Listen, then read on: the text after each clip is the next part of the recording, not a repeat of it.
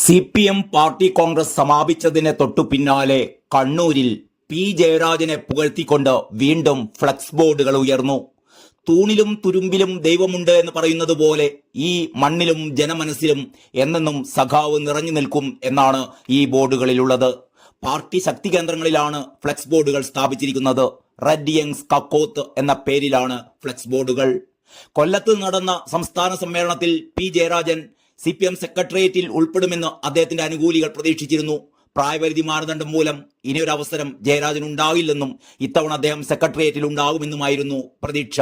എന്നാൽ അതുണ്ടായില്ല. ഇതിന് പിന്നാലെ സാമൂഹിക മാധ്യമങ്ങളിൽ അടക്കമുണ്ടായേക്കാവുന്ന പ്രതിഷേധ പോസ്റ്റുകൾക്ക് തടയിടാൻ കണ്ണൂർ ജില്ലാ നേതൃത്വം അടക്കം കടുത്ത ജാഗ്രത പുലർത്തിയതായിരുന്നു.